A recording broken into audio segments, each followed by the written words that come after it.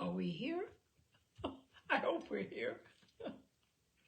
All right, if it's this time, if it's 6 o'clock on Wednesday, it's time for Tales and Cocktails. And tonight I want to read you another story by Somerset Maugham. And this one was written, I think, in 1923. I'm not certain about that, but it's called Jane. I remember very well the occasion on which I first saw Jane Fowler.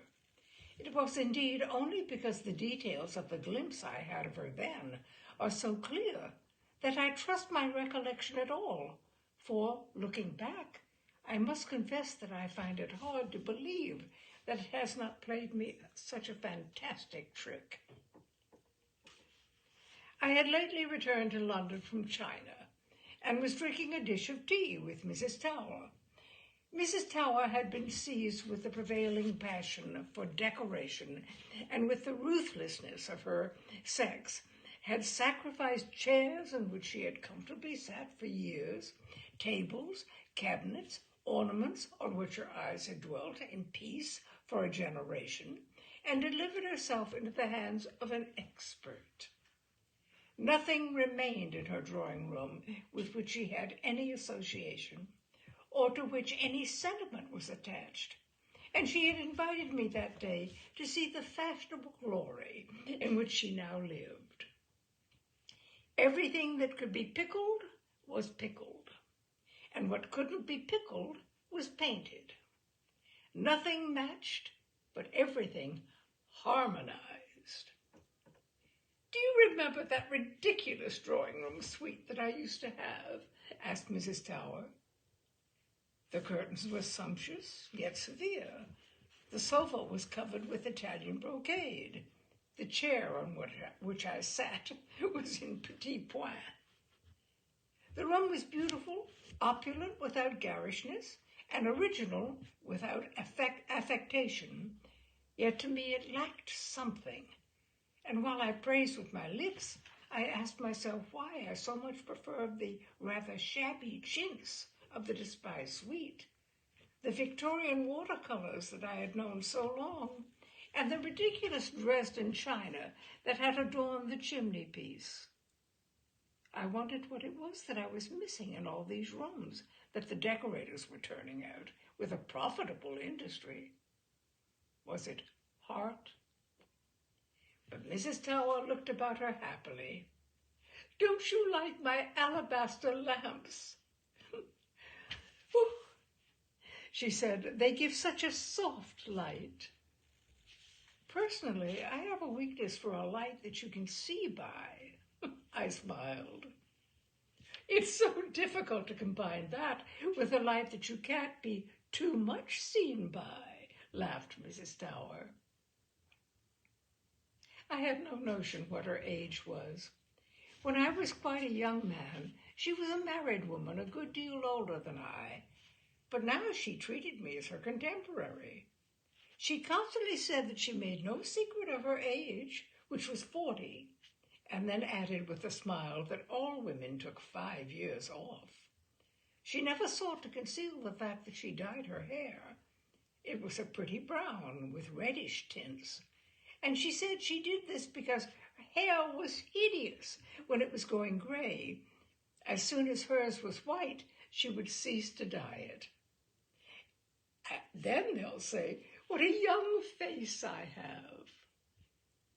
Meanwhile, it was painted, though with discretion, and her eyes owed not a little of their vivacity to art. She was a handsome woman, exquisitely gowned, and in the somber glow of the alabaster lamps did not look a day more than the 40 she gave herself. It is only at my dressing table that I can suffer the naked brightness of a 32-candle electric bulb, she added with smiling cynicism. There I needed to tell me first the hideous truth, and then to enable me to take the necessary steps to correct it.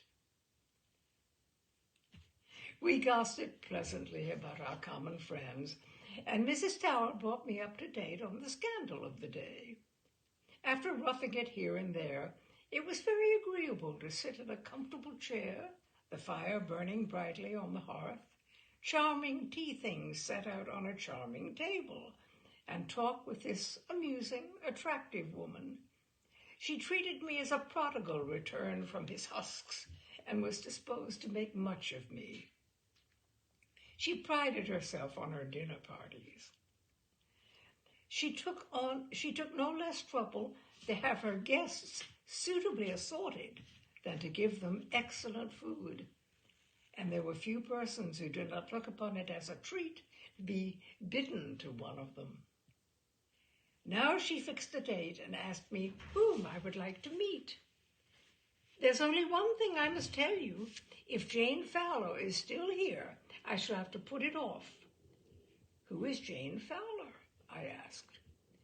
Mrs. Tower gave a rueful smile. Jane Fowler is my cross. Oh. Do you remember a photograph that I used to have on the piano before I had my room done, of a woman in a tight dress with tight sleeves and a gold locket, with her hair drawn back from a broad forehead and her ears showing and spectacles on a rather blunt nose? Well, that was Jane Fowler. You had so many photographs about the room in your unregenerate days, I said vaguely. It makes me shudder to think of them. I've made them into a huge brown paper parcel and hidden them in an attic. Well, who is Jane Fowler? I asked again, smiling. She's my sister-in-law. She was my husband's sister, and she married a manufacturer in the north. She's been a widow for many years, and she's very well-to-do. And why is she your cross? She's worthy, she's dowdy, she's provincial, she looks 20 years older than I do, and she's quite capable of telling anyone she meets that we were at school together. She has an overwhelming sense of family affection, and because I am her only living connection, she's devoted to me. When she comes to London, it never occurs to her that she should stay anywhere but here. She thinks it would hurt my feelings, and she pays me visits of 3 or 4 weeks. We sit here and she knits and reads, and sometimes she insists on taking me to dine at Claridge's, and she looks like a funny old charwoman, and everyone I particularly don't want to be seen by is sitting at the next table. When we are driving home, she says she loves giving me a little treat. With her own hands, she makes me tea cozies that I am forced to use when she is here, and doilies and centerpieces for the dining room table. Mrs. Tower paused to take breath. I should have thought a woman of your tact would find a way to deal with a situation like that. Oh, but you don't see. I haven't a chance. She's so immeasurably kind. She has a heart of gold. She bores me to death, but I wouldn't for anything let her suspect it. And when does she arrive? Tomorrow. But the answer was hardly out of Mrs. Tower's mouth when the bell rang. There were sounds in the hall of a slight commotion, and in a minute or two the butler ushered in an elderly lady. Mrs. Fowler, he announced. Jane, cried Mrs. Tower, springing to her feet. I wasn't expecting you today. So your butler has just told me. I certainly said today in my letter. Mrs. Fowler recovered her wits. Well, it doesn't matter. I'm very glad to see you whenever you come. Fortunately, I'm doing nothing this evening. You mustn't let me give you any trouble. If I can have a boiled egg for my dinner, that's all I shall want. A faint grimace for a moment distorted Mrs. Tower's handsome features. A boiled egg. Oh, I think we can do a little better than that. I chuckled inwardly when I recollected that the two ladies were contemporaries. Mrs. Fowler looked a good 55. She was a rather big woman. She wore a black straw hat with a wide brim, and from it a black lace veil hung over her shoulders. A cloak that oddly combined severity with fussiness, a long black dress, voluminous, as though she wore several petticoats under it, and stout boots. She was evidently short-sighted, for she looked at you through large gold-rimmed spectacles. "Won't you have a cup of tea?" asked Mrs. Tower. "If it wouldn't be too much trouble, I'll take off my mantle." She began by stripping her hands of the black gloves she wore, and then took off her cloak. Round her neck was a solid gold chain from which hung a large gold locket, in which I felt certain was a photograph of her deceased husband. Then she took off her hat and placed it neatly with her gloves and cloak on the sofa corner. Mrs. Tower pursed her lips. Certainly those garments did not go very well with the austere but sumptuous beauty of Mrs. Tower's redecorated drawing room. I wondered where on earth Mrs. Fowler had found the extraordinary clothes she wore. They were not old, and the materials were expensive. It was astounding to think that dressmakers still made things that had not been worn for a quarter of a century. Mrs. Fowler's gray hair was very plainly done, showing all her forehead and her ears with a parting in the middle. It had evidently never known the tongs of Monsieur Marcel. Now her eyes fell on the tea-table with its teapot of Georgian silver and its cups in old Worcester. "What have you done with the tea cozy I gave you last time I came up, Marion?" she asked. "Don't you use it?" "Yes, I use it every day, Jane," answered Mrs. Tower glibly. "Unfortunately, we had an accident with it a little while ago. It got burnt." "But the last one I gave you got burnt." "I'm afraid you'll think us very careless." "It doesn't really matter," smiled Mrs. Fowler. "I shall enjoy making you another. I'll go to Liberty's tomorrow and buy some silks." Mrs. Tower kept her face bravely. "I don't deserve it, you know. Doesn't your vicar's wife need one?" "Oh, I've just made her one," said Mrs. Tower brightly. I realized that when she smiled, she showed white, small, and regular teeth. They were a real beauty. Her smile was certainly very sweet. But I felt it high time for me to leave the two ladies to themselves, so I took my leave. Early next morning, Mrs. Tower rang me up, and I heard at once from her voice that she was in high spirits. "I've got the most wonderful news for you," she said. "Jane is going to be married." "Nonsense." "Her fiancé is coming to dine here tonight to be introduced to me, and I want you to come too." "Oh, but I shall be in the way." "No, you won't. Jane suggested herself that I should ask you.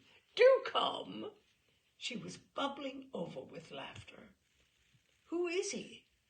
"I don't know. She tells me he's an architect. Can you imagine the sort of man Jane would marry?" I had nothing to do, and I could trust Mrs. Tower to give me a good dinner. When I arrived, Mrs. Tower, very splendid in a tea gown a little too young for her, was alone. Jane is putting the finishing touches to her appearance. "I'm longing for you to see her. She's all in a flutter. She says he just adores her. His name is Gilbert, and when she speaks of him, her voice gets all funny and tremulous. It makes me want to laugh. I wonder what he's like. Oh, I'm sure I know. Very big and massive, with a bald head and an immense gold chain across an immense tummy, a large, fat, clean-shaven, red face, and a booming voice. Mrs. Fowler came in. She wore a very stiff black silk dress with a wide skirt and a train. At the neck it was cut into a timid V, and the sleeves came down to the elbows. She wore a necklace of diamonds set in silver. She carried in her hands a long pair of black gloves and a fan of black ostrich feathers. She managed, as so few people do, to look exactly what she was. You could never have thought her anything in the world but the respectable relict of a North Country manufacturer of ample means. "You've really got quite a pretty neck, Jane," said Mrs. Tower with a kindly smile. It was indeed astonishingly young when you compared it with her weather-beaten face. It was smooth and unlined, and the skin was white. And I noticed then that her head was very well placed on her shoulders. "Has Marion told you my news?" she said, turning to me with that really charming smile of hers, as if we were already old friends. "I must congratulate you," I said. "Wait to do that till you've seen my young man." "I think it's too sweet to hear you talk of your young man," smiled Mrs. Tower. Mrs. Fowler's eyes certainly twinkled behind her preposterous spectacles. "Don't expect anyone too old. You wouldn't like me to marry a decrepit old gentleman with one foot in the grave, would you?" This was the only warning she gave us. Indeed, there was no time for any further discussion, for the butler flung open the door and in a loud voice announced Mr. Gilbert Napier. There entered a youth in a very well-cut dinner jacket. He was slight, not very tall, with fair hair in which there was a hint of a natural wave, clean-shaven and blue-eyed. He was not particularly good-looking, but he had a pleasant, amiable face. In 10 years he would probably be wizened and sallow, but now, in extreme youth, he was fresh and clean and blooming. For he was certainly not more than 24. My first thought was that this was the son of Jane Fowler's fiancé. I had not known he was a widower. Come to say that his father was prevented from dining by a sudden attack of gout. But his eyes fell immediately on Mrs. Fowler. His face lit up, and he went towards her with both hands outstretched. Mrs. Fowler gave him hers, a demure smile on her lips, and turned to her sister-in-law. "This is my young man, Marion," she said. He held out his hand. "I hope you'll like me, Mrs. Tower," he said. "Jane tells me you're the only relation she has in the world." Mrs. Tower's face was wonderful to behold. I saw then, to admiration, how bravely good breeding and social usage could combine the instincts of the natural woman, could combat the instincts of the natural woman. For the astonishment and then the dismay that for an instant she could not conceal were quickly driven away, and her face assumed an expression of affable welcome. But she was evidently at a loss for words. It was not unnatural if Gilbert felt a certain embarrassment, and I was too busy preventing myself from laughing to think of anything to say. Mrs. Fowler alone kept perfectly calm. "I know you'll like him, Marion. There's no one enjoys good food more than he does." She turned to the young man. "Marion's dinners are famous." "I know," he beamed. Mrs. Tower made some quick rejoinder, and we went downstairs. I shall not soon forget the exquisite comedy of that meal. Mrs. Tower could not make up her mind whether the pair of them were playing a practical joke on her, or whether Jane, by willfully concealing her fiancé's age, had hoped to make her look foolish. But then Jane never jested, and she was incapable of doing a malicious thing.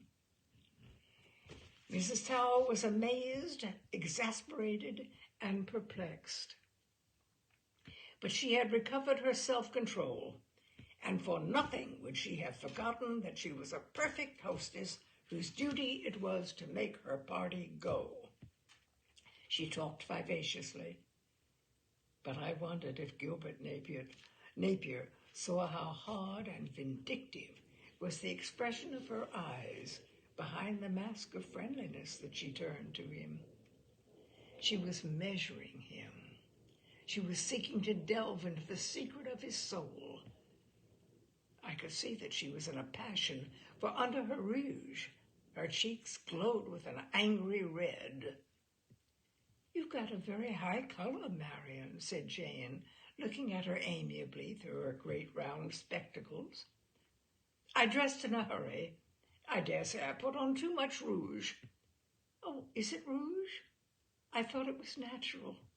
Otherwise I shouldn't have mentioned it." She gave Gilbert a shy little smile. "You know, Marian and I were at school together. You would never think it to look at us now, would you? But of course, I've lived a very quiet life." I do not know what she meant by these remarks.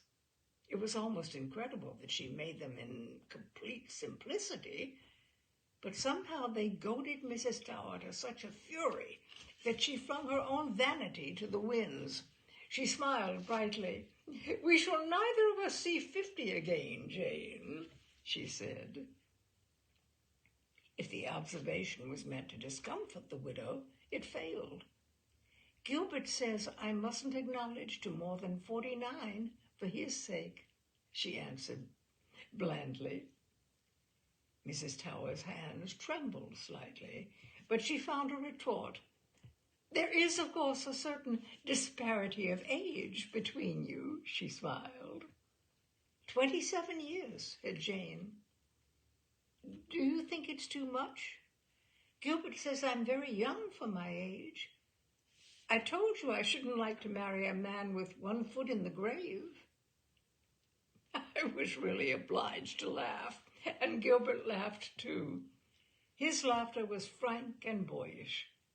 It looked as though he were amused at everything Jane said, but Mrs. Tower was almost at the end of her tether, and I was afraid that unless relief came, she would for once forget that she was a woman of the world.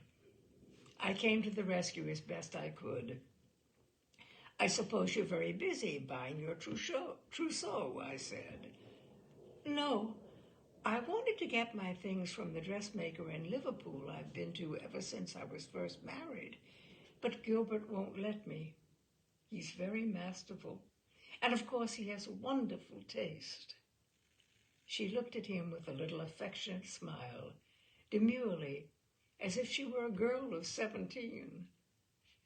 Mrs. Tower went quite pale under her makeup. "We're going to Italy for our honeymoon.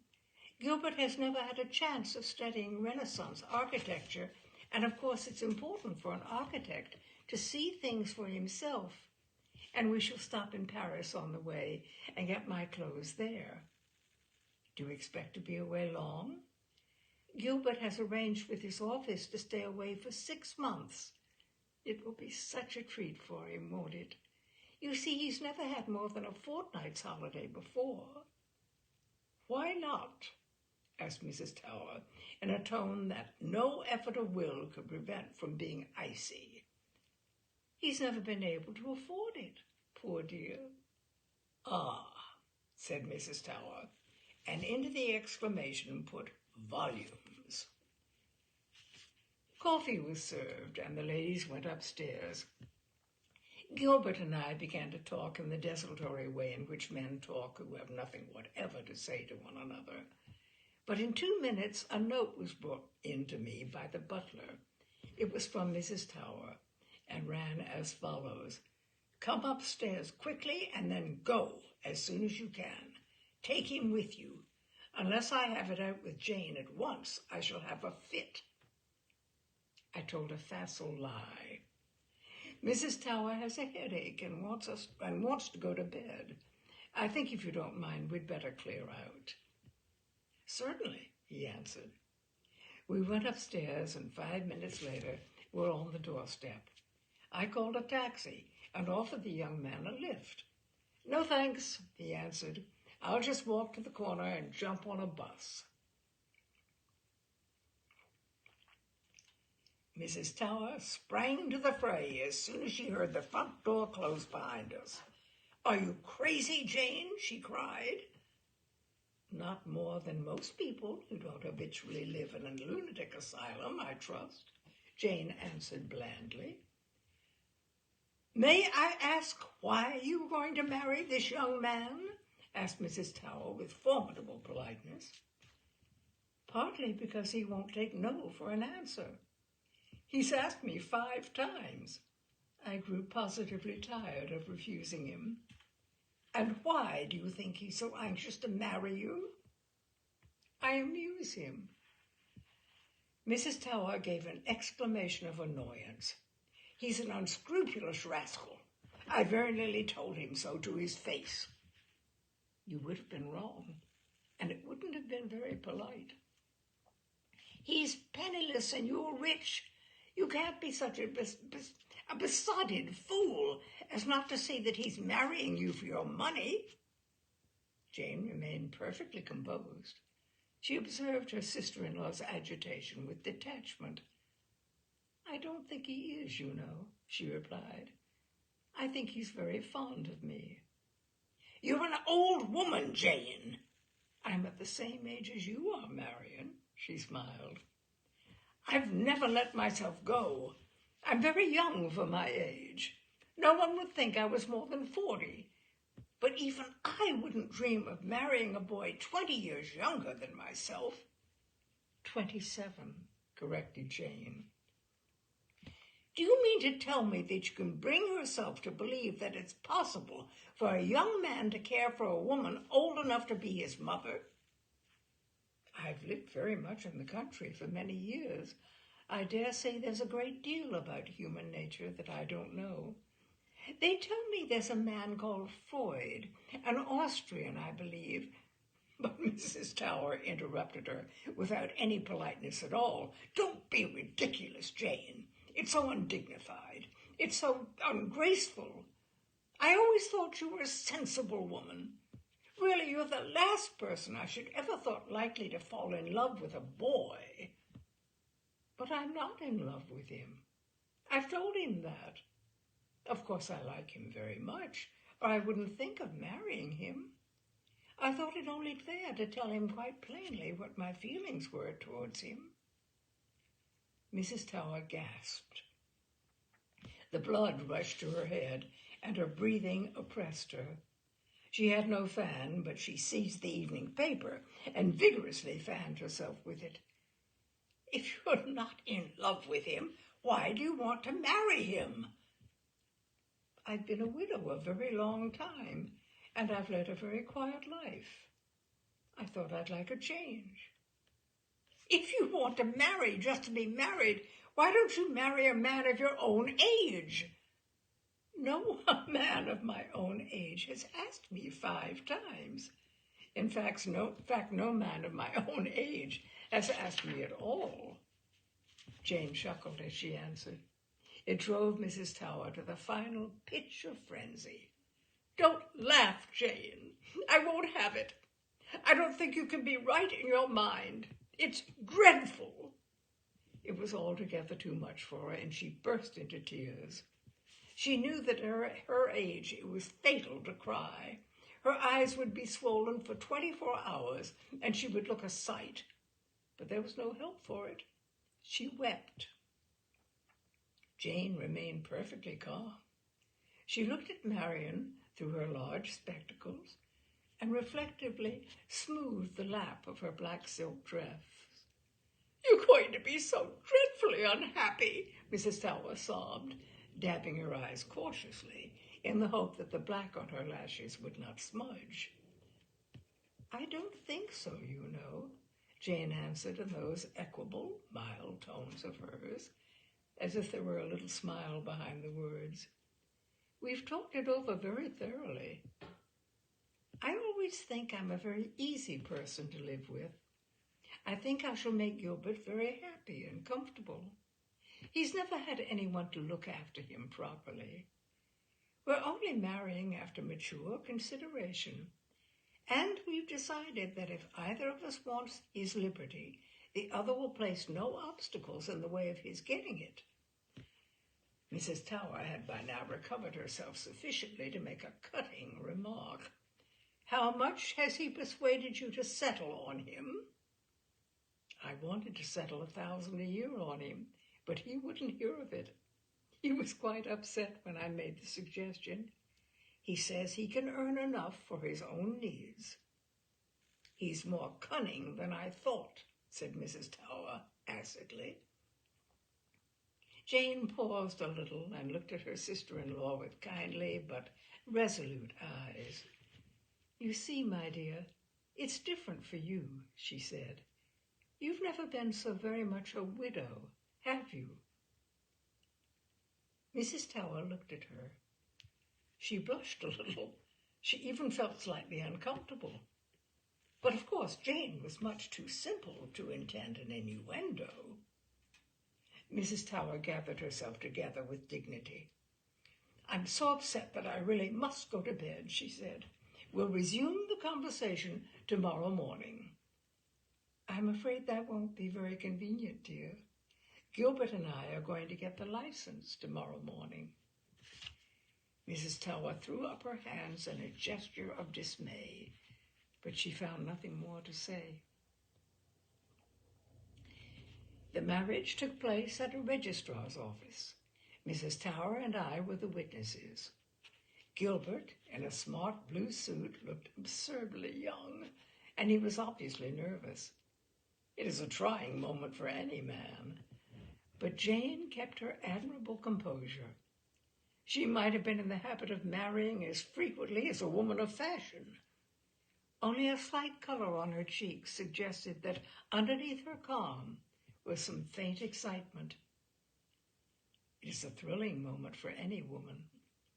She wore a very full dress of silver gray velvet, in the cut of which I recognized the hand of the dressmaker in Liverpool, evidently a widow of an impeachable character, who had made her gowns for so many years.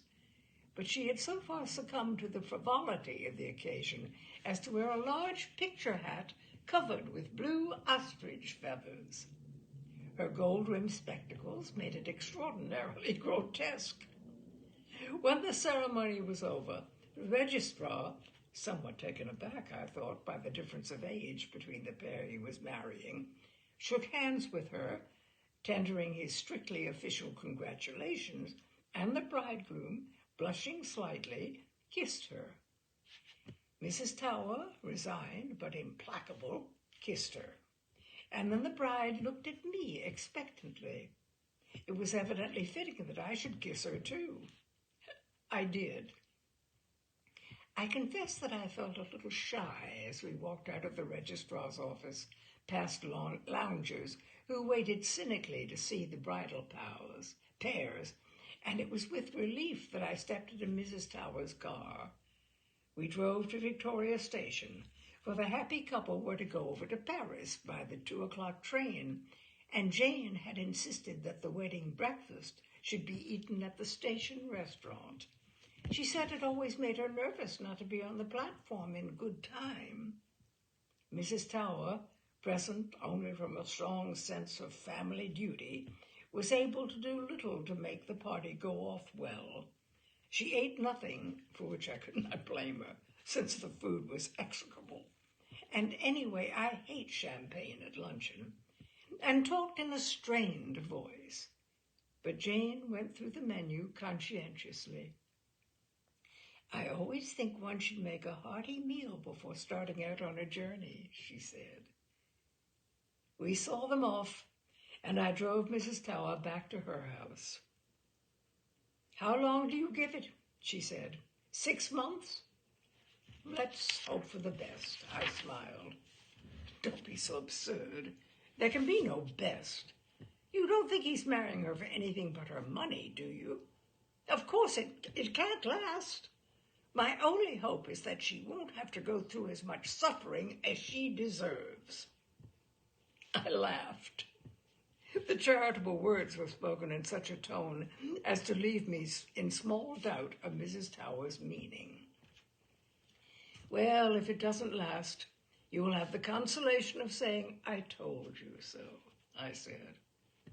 "I promise you I'll never do that." "Then you'll have the satisfaction of congratulating yourself on your self-control in not saying, 'I told you so.' She's old and dowdy and dull." "Are you sure she's dull?" I said. "It's true she doesn't say very much, but when she says anything, it's very much to the point. I've never heard her make a joke in my life."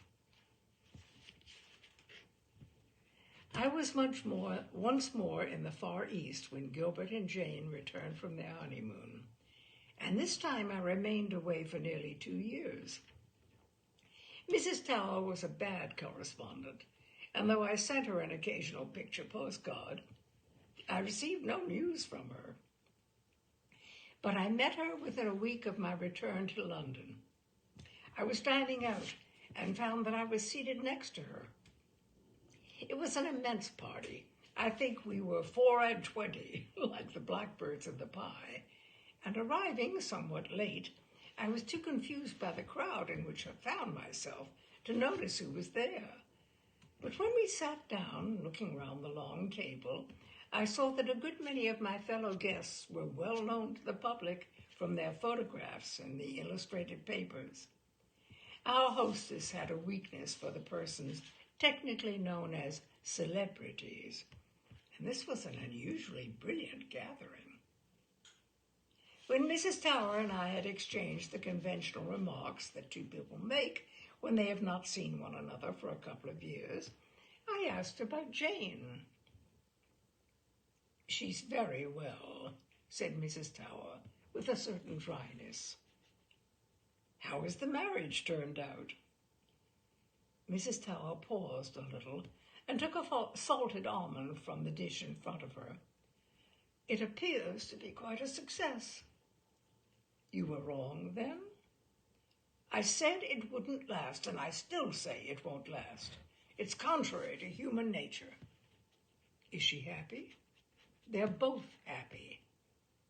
"I suppose you don't see very much of them." "At first I saw quite a lot of them, but now—" Mrs. Tower pursed her lips a little.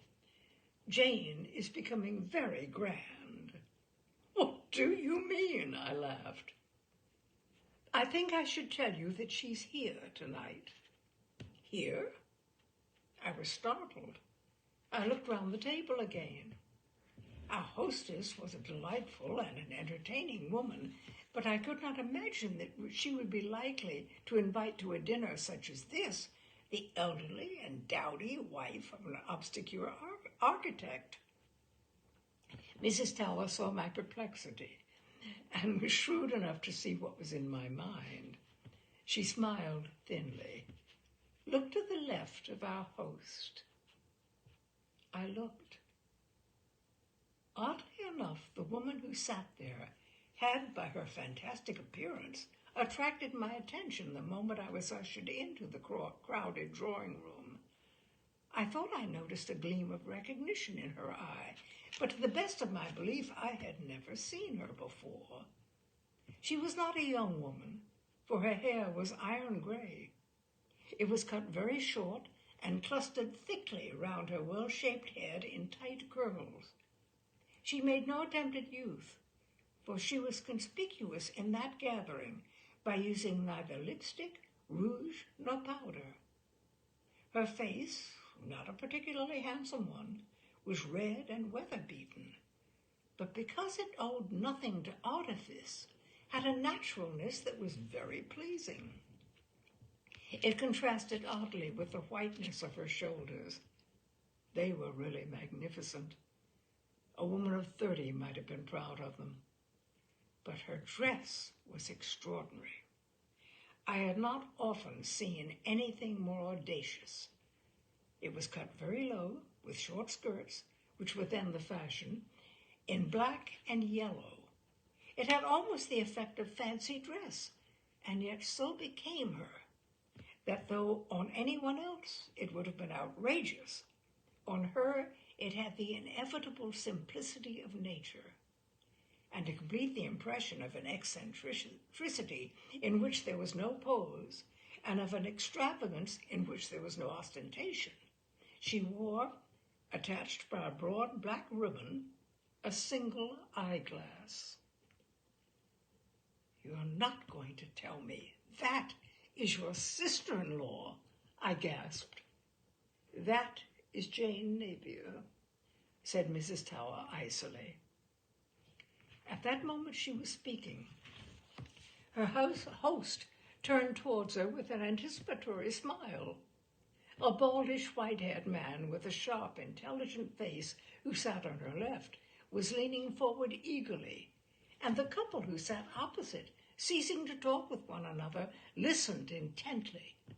She said her say, and they all, with a sudden movement, threw themselves back in their chairs and burst into vociferous laughter.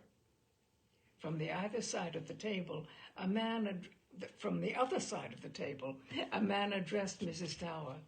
I recognized a famous statesman. "Your sister-in-law has made another joke, Mrs. Tower," he said. Mrs. Tower smiled. "She's priceless, isn't she?" "Let me have a long drink of champagne, and then for heaven's sake, tell me all about it," I said. Well, this is how I gathered it had all happened. At the beginning of their honeymoon, Gilbert took Jane to various dressmakers in Paris, and he made no objection to her choosing a number of gowns after her own heart, but he persuaded her to have a frock or two made according to his own design. It appeared that he had a knack for that kind of work. He engaged a smart French maid. Jane had never had such a thing before. She did her own mending, and when she wanted doing up, was in the habit of ringing for the housemaid. The dresses Gilbert had devised were very different from anything she had worn before, but he had been careful not to go too far, too quickly. And because it pleased him, she persuaded herself, though not without misgivings, to wear them in preference to those she had chosen herself. Of course, she could not wear them with the voluminous petticoats she had been in the habit of using, and these, though it cost her an anxious moment, she discarded. "Now, if you please," said Mrs. Tower with something very like a sniff of disapproval, "she wears nothing but thin silk tights. It's a wonder to me she doesn't catch her death of cold at her age." Gilbert and the French maid taught her how to wear her clothes, and unexpectedly enough, she was very quick at learning. The French maid was in raptures over Madame's arms and shoulders. It was a scandal not to show anything so fine. "Wait a little, Alphonsine," said Gilbert. "The next lot of clothes I designed for Madame will make the most of her." The spectacles, of course, were dreadful. No one could look really well in gold-rimmed spectacles. Gilbert tried some with tortoise-shell rims. He shook his head. "They'd look all right on a girl," he said. "You're too old to wear spectacles, Jane." Suddenly he had an inspiration. "By George, I've got it. You must wear an eyeglass." "Oh, Gilbert, I couldn't." She looked at him, and his excitement, the excitement of the artist, made her smile. He was so sweet to her. She wanted to do what she could to please him. "I'll try," she said. When they went to an optician and, suited with the right size, she placed an eyeglass jauntily in her eye, Gilbert clapped his hands. There and then, before the astonished shopman, he kissed her on both cheeks. "You look wonderful," he cried. So they went down to Italy and spent a happy month studying Renaissance and Baroque architecture. Jane not only grew accustomed to her changed appearance, but found she liked it. At first, she was a little shy when she went into the dining room of a hotel and people turned round to stare at her.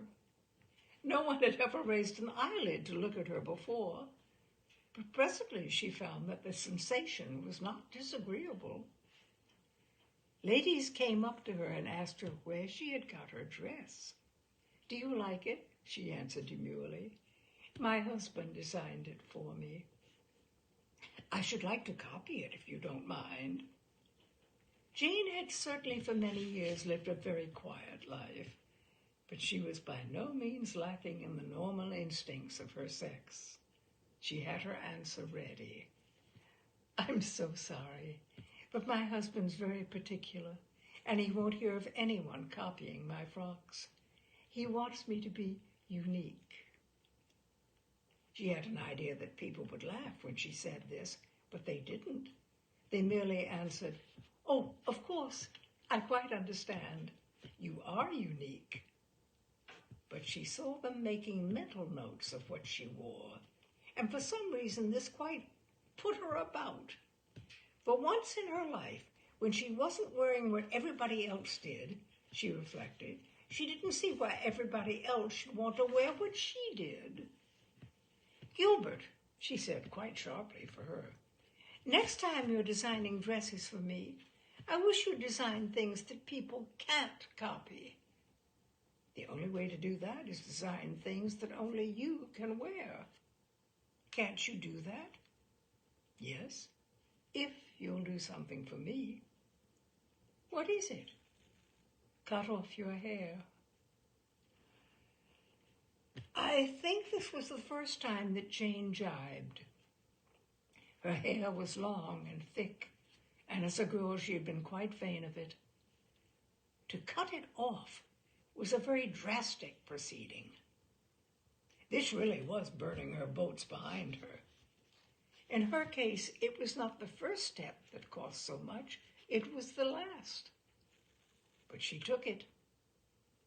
"I know Marion will think me a perfect fool, and I shall never be able to go to Liverpool again," she said. And when they passed through Paris on their way home, Gilbert led her, she felt quite sick, her heart was beating so fast, to the best hairdresser in the world. She came out of his shop with a jaunty, saucy, impudent hair of crisp grey curls. Pygmalion had finished his fantastic masterpiece. Galatea was come to life. "Yes," I said, "but that isn't enough to explain why Jane is here tonight, amid this crown of duchesses, cabinet ministers, and such like. Nor why she is sitting on one side of her host with an admiral of the fleet on the other." "Jane is a humorist," said Mrs. Tower. "Didn't you see them all laughing at what she said?" There was no doubt now of the bitterness in Mrs. Tower's heart. When Jane wrote and told me they were back from their honeymoon, I felt I must ask them both to dinner. I didn't much like the idea, but I felt it had to be done. I knew the party would be deadly, and I wasn't going to sacrifice any of the people who really mattered. On the other hand, I didn't want Jane to think I didn't have any nice friends. You know I never have more than 8, but on this occasion I thought it would make things go better if I had 12. I'd been too busy to see Jane until the evening of the party. She kept us all waiting a little. That was Gilbert's cleverness. And at last she sailed in. You could have knocked me down with a feather. She made the rest of the women look dowdy and provincial. She made me feel like a painted old trollop. Mrs. Tower drank a little champagne. I wish I could describe the frock to you. It would have been quite impossible on anyone else. On her, it was perfect. And the eyeglass. I'd known her for 35 years, and I had never seen her without spectacles. But you knew she had a good figure. How should I? I'd never seen her except in the clothes you first saw her in. Did you think she had a good figure? She seemed not to be unconscious of the sensation she made, but to take it as a matter of course. I thought of my dinner, and I heaved a sigh of relief. Even if she was a little heavy in hand, with that appearance, it didn't so very much matter. She was sitting at the other end of the table, and I heard a good deal of laughter. I was glad to think that the other people were playing up well.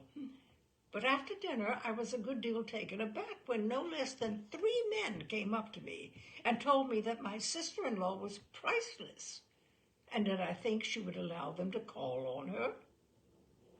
I didn't quite know whether I was standing on my head or my heels. 24 hours later, our hostess of tonight rang me up and said she had heard my sister-in-law was in London and she was priceless, and would I ask her to luncheon to meet her? She has an infallible instinct, that woman. In a month, everyone was talking about Jane. I am here tonight not because I've known our hostess for 20 years and have asked her to dinner 100 times, but because I'm Jane's sister-in-law. Poor Mrs. Tower. The position was galling, and though I could not help being amused, for the tables were turned on her with a vengeance, I felt that she deserved my sympathy. People never can resist those who make them laugh, I said, trying to console her. She never makes me laugh. Once more from the top of the table, I heard a guffaw and guessed that Jane had said another amusing thing. Do you mean to say that you are the only person who doesn't think her funny? I asked, smiling. Had it struck you that she was a humorist? I'm bound to say it hadn't. She says just the same things as she said for the last 35 years. I laugh when I see everyone else does, because I don't want to seem a perfect fool, but I am not amused. Like Queen Victoria, I said. It was a foolish jest, and Mrs. Tower was quite right sharply to tell me so. I tried another tack. Is Gilbert here? I asked, looking down the table. Gilbert was asked because she won't go out without him, but tonight he's at a dinner of the Architects' Institute, or whatever it's called. I'm dying to renew my acquaintance with her. Go and talk to her after dinner. She'll ask you to her Tuesdays. Her Tuesdays? She's at home every Tuesday evening. You'll meet there everyone you've ever heard of. They're the best parties in London. She's done in 1 year what I've failed to do in 20. But what you tell me is really miraculous. How has it been done? Mrs. Tower shrugged her handsome but adipose shoulders. I shall be glad if you'll tell me, she replied. After dinner, I tried to make my way to the sofa on which Jane was sitting, but I was intercepted, and it was not till a little later that my hostess came up to me and said, I must introduce you to the star of my party. Do you know Jane Napier? She's priceless. She's much more amusing than your comedies. I was taken up to the sofa. The Admiral, who had been sitting beside her at dinner, was with her still. He showed no sign of moving, and Jane, shaking hands with me, introduced me to him. Do you know Sir Reginald Frobisher? We began to chat. It was the same Jane as I had known before, perfectly simple, homely, and unaffected. But her fantastic appearance gave a particular savor to what she said. Suddenly I found myself shaking with laughter. She had made a remark, sensible and to the point, but not in the least witty, which her manner of saying and the bland look she gave me through her eyeglass made perfectly irresistible. I felt light-hearted and buoyant. When I left her, she said to me, "If you've got nothing better to do, come and see us on Tuesday evening. Gilbert will be so glad to see you." "When he's been a month in London, he'll know that he can have nothing better to do," said the Admiral.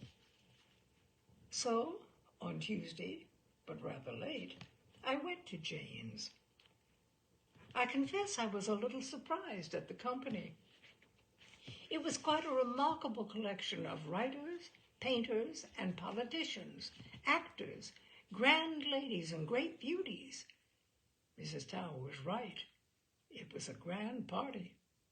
I had seen nothing like it in London since Stafford House was sold. No particular entertainment was provided. The refreshments were adequate without being luxurious. Jane, in her quiet way, seemed to be enjoying herself. I could not see that she took a great deal of trouble with her guests, but they seemed to like being there, and the gay, pleasant party did not break up till 2 a.m. After that, I saw much of her. I not only often went to her house, but seldom went out to luncheon or to dinner without meeting her. I am an amateur of humor, and I sought to discover in what lay her particular gift. It was impossible to repeat anything she said, for the fun, like certain wines, would not travel. She had no gift for epigram. She never made a brilliant repartee. There was no malice in her remarks, nor sting in her rejoinders. There are those who think that impropriety rather than brevity is the soul of wit. But she never said a thing that could have brought a blush to a Victorian chic. I think her humor was unconscious, and I am sure it was unpremeditated. It flew like a butterfly from flower to flower, obedient only to its own caprice, and pursuant of neither method nor intention. It depended on the way she spoke and on the way she looked. Its subtlety gained by the flaunting and extravagant appearance that Gilbert had achieved for her. But her appearance was only an element in it. Now, of course, she was the fashion, and people laughed as she but opened her mouth. They no longer wondered that Gilbert had married a wife so much older than himself. They saw that Jane was a woman with which age did not count. They thought him a devilish lucky young fellow. The Admiral quoted Shakespeare to me, "Age cannot wither her, nor custom stale her infinite variety." Gilbert was delighted with her success. As I came to know him better, I grew to like him. It was quite evident that he was neither a rascal nor a fortune hunter. He was not only immensely proud of Jane, but genuinely devoted to her. His kindness to her was touching. He was a very unselfish and sweet-tempered young man. "Well, what do you think of Jane now?" he said to me once with boyish triumph. "I don't know which of you is more wonderful," I said, "you or she." "Oh, I'm nothing." "Nonsense. You don't think I'm such a fool as not to see that it's you, and you only, who've made Jane what she is." "My only merit is that I saw what was there when it wasn't obvious to the naked eye," he answered. "I can understand your seeing that she had in her the possibility of that remarkable appearance, but how in the world have you made her into a humorist?" "But I always thought the things she said a perfect scream.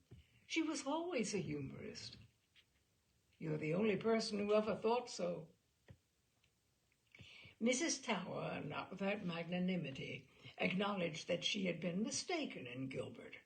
She grew quite attached to him, but notwithstanding appearances, she never faltered in her opinion that the marriage could not last.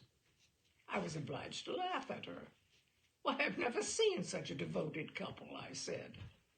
Gilbert is 27 now. It's just the time for a pretty girl to come along. Did you notice the other evening at Jane's that pretty little niece of Sir Reginald's? I thought Jane was looking at them both with a good deal of attention, and I wondered to myself. I don't believe Jane fears the rivalry of any girl under the sun. Wait and see, said Mrs. Tower. You gave it 6 months. Well, now I give it 3 years. When anyone is very positive in an opinion, it is only human nature to wish him proved wrong. Mrs. Tower was really too cocksure, but such a satisfaction was not mine, for the end that she had always and confidently predicted to the ill-assorted match did in point of fact come. Still, the fates seldom give us what we want in the way we want it, and though Mrs. Tower could flatter herself that she had been right, I think, after all, she would sooner have been wrong, for things did not happen at all in the way she expected. One day I received an urgent message from her, and fortunately went to see her at once. When I was shown into the room, Mrs. Tower rose from her chair and came towards me with the stealthy swiftness of a leopard stalking his prey. I saw that she was excited. Jane and Gilbert have separated, she said. Not really. Well, you were right after all. Mrs. Tower looked at me with an expression I could not understand. Poor Jane, I muttered. Poor Jane, she repeated, but in terms of such derision that I was dumbfounded. She found some difficulty in telling me exactly what had occurred. Gilbert had left her a moment before she leaped to the telephone to summon me. When he entered the room, pale and distraught, she saw at once that something terrible had happened. She knew what he was going to say before he said it. Marion, Jane has left me. She gave him a little smile and took his hand. I knew you'd behave like a gentleman. It would have been dreadful for her, for people to think that you had left her. I've come to you because I knew I could count on your sympathy. Oh, I don't blame you, Gilbert, said Mrs. Tower very kindly. It was bound to happen. He sighed. I suppose so. I couldn't hope to keep her always. She was too wonderful, and I'm a perfectly commonplace fellow. Mrs. Tower patted his hand. He was really behaving beautifully. And what is to happen now? Well, she's going to divorce me. Jane always said she'd put no obstacle in your way if you ever wanted to marry a girl. You don't think it's likely I should ever be willing to marry anyone else after being Jane's husband, he answered. Mrs. Tower was puzzled. Of course you mean that you've left Jane. I? That's the last thing I should ever do. Then why is she divorcing you? She's going to marry Sir Reginald Frobisher as soon as the decree is made absolute. Mrs. Tower positively screamed. Then she felt so faint that she had to get her smelling salts. After all you've done for her? I've done nothing for her. Do you mean to say you're going to allow yourself to be made use of like that? We arranged before we married that if either of us wanted his liberty, the other should put no hindrance in the way. But that was done on your account, because you were 27 years younger than she was. Well, it's come in very useful for her, he answered bitterly. Mrs. Tower expostulated, argued, and reasoned, but Gilbert insisted that no rules applied to Jane, and he must do exactly what she wanted. He left Mrs. Tower prostrate. It relieved her a good deal to give me a full account of this interview. It pleased her to see that I was surprised as herself. And if I was not so indignant with Jane as she was, She ascribed that to the criminal lack of morality incident to my sex. She was still in a state of extreme agitation when the door was opened and the butler showed in Jane herself. She was dressed in black and white, as no doubt befitted her slightly ambiguous position, but in a dress so original and fantastic, in a hat so striking, that I positively gasped at the sight of her. But she was, as ever, bland and collected.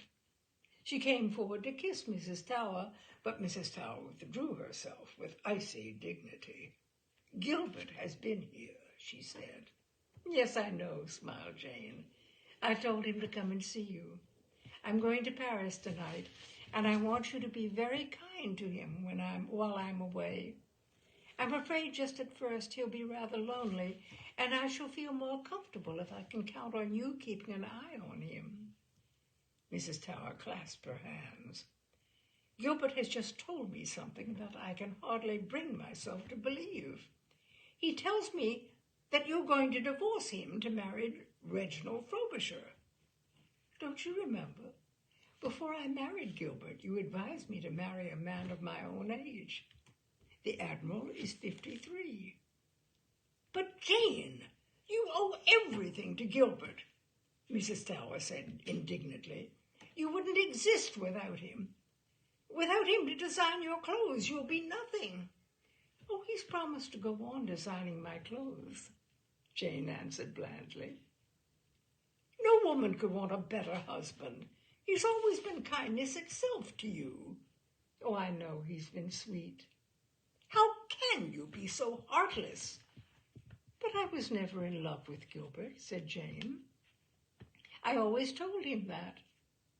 I'm beginning to feel the need of the companionship of a man my own age. I think I've probably been married to Gilbert long enough. The young have no conversation." She paused a little and gave us both a charming smile. "Of course I shan't lose sight of Gilbert. I've arranged that with Reginald. The Admiral has a niece that would just suit him. As soon as we're married, we'll ask them to stay with us at Malta. You know that the Admiral is to have the Mediterranean command, and I shouldn't be at all surprised if they fell in love with one another." Mrs. Tower gave a little sniff. "And have you arranged with the Admiral that if you want your liberty, neither should put any hindrance in the way of the other?"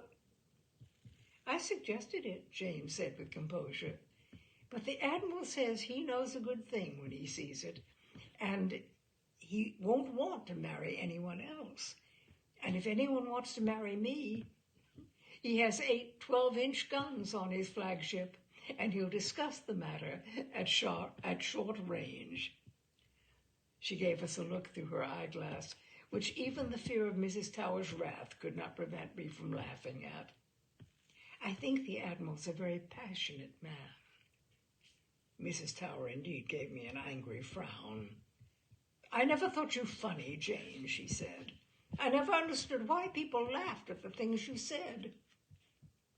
"I never thought I was funny myself, Marion," smiled Jane, showing her bright, regular teeth. "I am glad to leave London before too many people come round to our opinion." "I wish you'd tell me the secret of your astonishing success," I said. She turned to me with that bland, homely look I knew so well.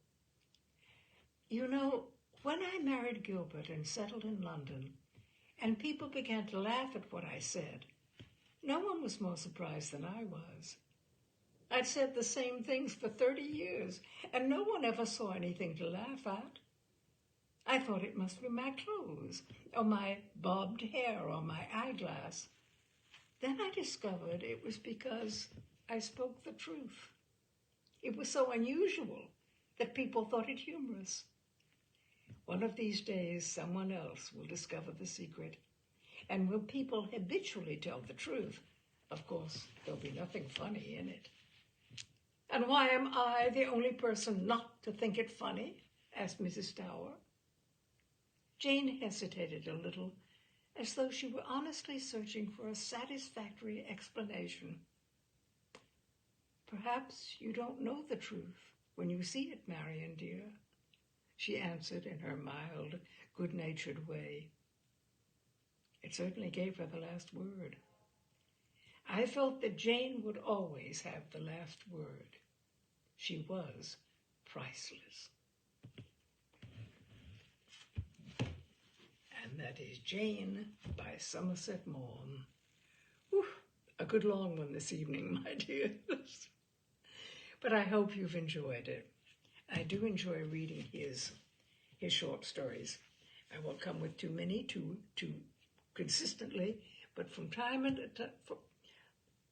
again, we'll go back to Somerset Maugham.